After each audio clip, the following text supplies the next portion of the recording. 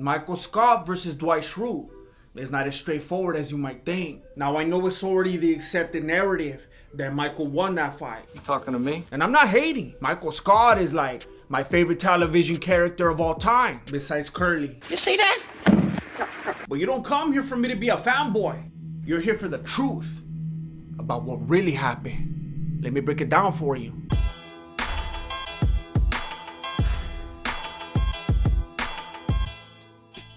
What's up, everybody? My name is Jesse, and I'm the founder and grandmaster of MMA, Mexican martial arts. And you already know that this video is sponsored by... That's right, the Ridge Wallet. I hear you. More on that later. Today's comment question: who is your least favorite Office character? I think if they got to know me, they wouldn't hate me.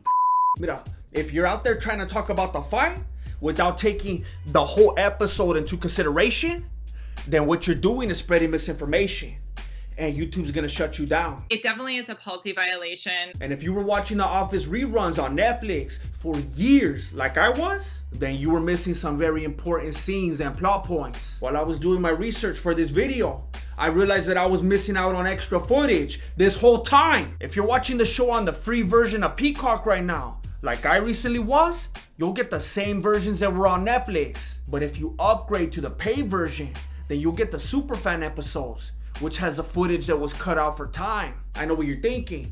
Is this video sponsored by Peacock or what? No, I just told you it's sponsored by the Ridge Wallet. More on that later. I'm just telling you all of this because I don't want you to go watch the free episode after and be like, that fool's talking about stuff that's not even in the episode. You see, when you watch the whole thing, you'll realize that the dojo fight was simply the climax of 4 different things that were already going on before that. Dwight is often the butt of jokes, pranks, and general mistreatment. Well, you could only push a man so far for so long. And in this episode, Dwight decided to fight back. Literally. From the moment he walked into the office, he was set up to fail. Who moved my desk? I know a lot of people think of Jim as like the sweetheart of the office or whatever, but I can't stand that fool. When he's not trying to steal your girl, which he tries to do pretty often, he's stealing your desk and putting it in the bathroom. And he obviously thought that this was funny. Colder. But Dwight is not a fan of potty humor, and I don't blame him. Nobody likes going to the bathroom at work. It's too intimate. I've been with Marilena since I had a MySpace, and I won't even go pee without running the shower. That's how you keep it spicy. But there was nothing left to the imagination here.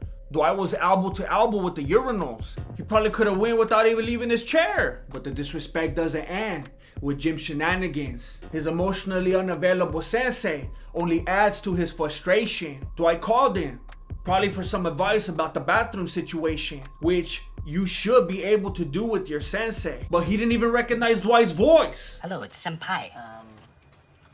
Dwight. Which is like a double insult, because Dwight even learned how to talk in Chinese for that fool. Arigato gozaimashita. Hi. I learned how to count to 10 when I went undercover to study judo, but I didn't learn pleasantries. However, there was nothing pleasant about this conversation. His sensei cut him off with the quickness, setting Jim up to start clowning on him again. Is that your mom? Dwight was angry, and although he's usually very good at repressing it, someone kept nudging at him to let it out. Bite, bite, bite, bite. You don't need to watch very many episodes to see that Jim Halpert pulls more pranks than David Dobrik. And now that you mentioned David Dobrik, separated at birth or what? Jim is like one of those jocks that peaked in high school. I'm surprised he didn't show up to work with a Letterman jacket. Nah, he doesn't do that. But he'll do this. It's better. You see, he finds what he considers to be an easy target, and he puts their stuff in vending machines, ruins their exercise. He even turns Asian just to freak them out. Not that Asians freak people out. Watch the whole episode. Jim would never try that stuff on Roy or Daryl. What's ironic is when one of them tried something on him, guess who came to his rescue? Pam, please call security. But Jim is a bitter individual, and he resents his life. He thought he was gonna be making that paper, doing something in sports, but he's selling paper. And guess who does it better than he does? Yes! Woo! Woo! Jim is unconsciously jealous of Dwight for being far superior at something that Jim doesn't even want to do. So not only does Jim pick on Dwight, and fuel his anger. He then goes on to misdirect it and piss him against another unassuming individual. I want people to be afraid of how much they love me. Michael Scott is endearing, lovable, and a great ice skater, but that fool's insecure, and insecure people constantly feel like they have to let everybody know how tough they are. So Jim got Dwight to talk about his fighting prowess, knowing that Michael was within earshot. Michael, could you beat up Michael? Yeah. And Michael took the bait. Yeah, I don't think that would happen. Michael's his boss, and he knows how much Dwight looks up to him. He should have just let it go. But Michael was having a bad day himself. He had a lot of work to do that day, and he was trying to procrastinate. So he started flexing his own fighting capabilities. I beat up black belts. So Dwight clapped back. My motto, never say die. You just said it. You just No, said it. that's not how I meant Die. it. No. You said it. Shut up, Dwight. Dwight was already angry, and Michael was already insecure. And you know Jim's trying to instigate. I call it the perfect storm. It wasn't enough that Michael disrespected Dwight's rank. Dwight's a purple belt, so. So? He followed up with a rear fully clothed choke when Dwight was trying to work. You gotta be real insecure to choke someone that's not even posing a threat. There's a lot of violence in me, for sure. But Jim's all for it. You already know he don't want that smoke. Just got a manicure, so. He's trying to blow it Dwight's way. Just have Dwight punch you. But Michael's insecurity makes him want to go after that big tuna. He doesn't feel like Dwight's gonna do anything for his street cred. But Dwight's his only option. Jim ain't gonna step up. Dwight throws the 1-2. And Michael almost throws up. This is not good for his insecurity. And neither is this. Take this pen and stab me with it. And it's all Jim's fault. He bullied Dwight into a rage and then fed him to an insecure Michael. What Jim should do now is apologize. Maybe that's what he's talking to Pam about. He has to be stopped. Oh, no. He's bribing her to help him with some more pranks. I'll buy you bacon chips. And Pam caves. French onion. Like always. And she blatantly feeds into Michael's insecurities. Could you ask Dwight to stay late too so he can walk me to my car? It's quite disgusting, really. He goes full Michael Scarn. He doesn't really have a plan. He just wants to confront him. So, catch 22. But Jim has a plan. Ooh, what about Dwight's dojo? And then he's gonna act like it's Michael's idea. Michael, he decided to extend our lunch by an hour so that we could all go down to the dojo and watch him fight Dwight. I'm always scratching my beanie over the fools out there, still rooting for Conor McGregor. I can't even imagine anyone rooting for this vato. He simply took it too far this time, literally. Hey, put me down. Hey. Why don't you have a seat right over here for me? But having said all this, it still couldn't have happened without one last person. Bow to your sensei! Most people watched that one episode of Seinfeld and said, that's funny, but not Sensei Ira. He thought that might actually be a good business model. I know what you're thinking. How is adding one adult to the class a good business model? I'll let Dwight answer that for you. Turns out, Sensei Ira was a bit of a shyster. Sensei Billy says most students don't spend $150,000 over 20 years to get their black belt. Sensei Ira knew that Dwight had that paper because Dwight was selling all that paper. That fool was running a McDojo. And then he had the nerve to get low when Michael thought he was reading a menu. That is Japanese for California roll. Actually, it's a symbol for eternal discipline. Hey, if you're charging $150,000 for karate lessons, the least you could do is throw in some sushi. Not only was he putting children in danger by letting them train with an adult, he also lets fools show up on their lunch break to fight each other. I wouldn't be surprised if he taught no-touch knockouts or BJJ, but whatever he was doing, it didn't work out for him because a few years later, he tried to get a job at the office. Shameless, but I'm getting ahead of myself.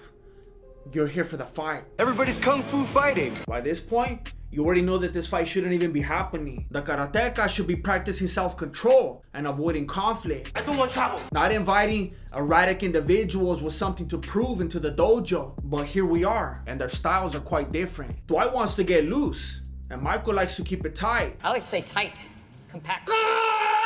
Michael wants that war of attrition, and Dwight's looking for the walk-off KO. Dwight likes a clean fight with the rule set, and Michael likes a midnight at Denny's kind of fight. On the street, we didn't have any rules. Maybe one.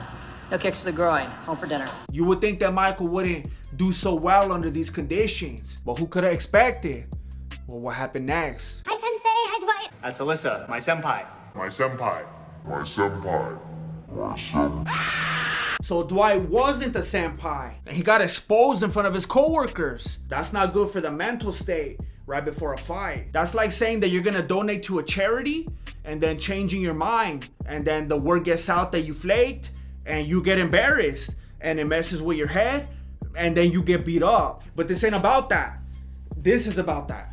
Link down below. Surprisingly, Dwight keeps his composure, and he immediately scores a point with the kick to the kidney. This hurts Michael's pride, and he starts hopping around like if it's a taekwondo fight. Maybe he got confused by the sign on the window, but his movement doesn't intimidate Dwight. So Michael goes into the southpaw stance, hoping for that big left head kick. But Dwight advances with the left foot and throws a hand out, most likely aiming to throw that spinning outward crescent kick to Michael's dome. So Michael quickly reacts with a leg kick attempt, but Dwight gets out of the way. I got his pants. That was my pants. No points for pants.